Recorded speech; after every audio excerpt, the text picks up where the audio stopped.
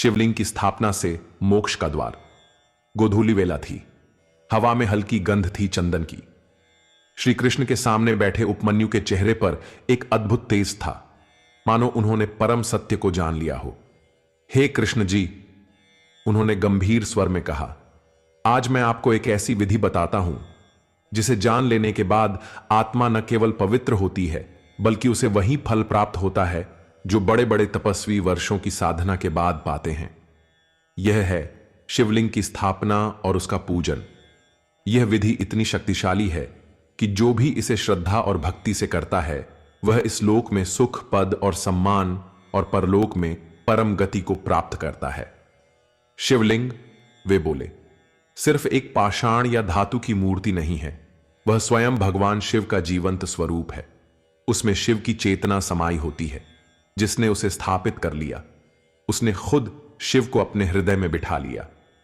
उस पूजन की शुरुआत होती है पवित्र भाव से।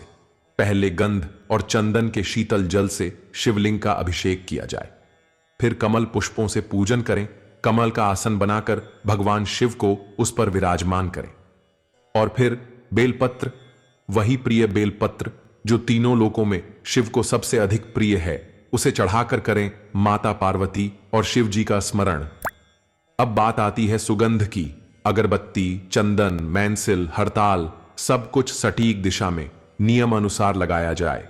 दक्षिण में अगर, पश्चिम में मैंसिल, उत्तर में चंदन और पूरब में हरताल। हर सुगंध शिव की उपासना की एक अलग भाषा है। इसके बाद चारों ओर गूगल की सुगंध फैलाएं, फिर भगवान शिव को नए वस्त्र पहनाएं और खीर का नैवेद्य अर्पित करें। घी का दीप जलाकर उस लौ से कहें, हे अग्नि, मेरा प्रेम शिव तक पहुंचा देना।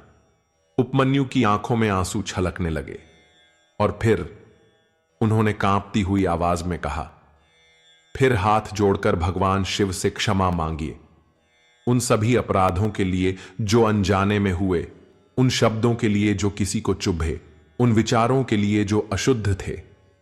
क्योंकि शिव केवल पूजन से नहीं, भावना से प्रसन्न होते हैं। वो त्रिपुंडधारी हैं, पर मन के भीतर छिपी विनम्रता ही उन्हें सबसे प्रिय है। जो इस विधि से भगवान शिव की आराधना करता है वह केवल पूजा नहीं करता, वह स्वयं को शिव में विलीन कर देता है। श्री कृष्ण मुस्कुराए, सचमुच उपमन्यु, आज आपने मुझे पूजा का नहीं, मोक्ष का मार्ग दिखाया है। 34वीं कथा। जब शिवलिंग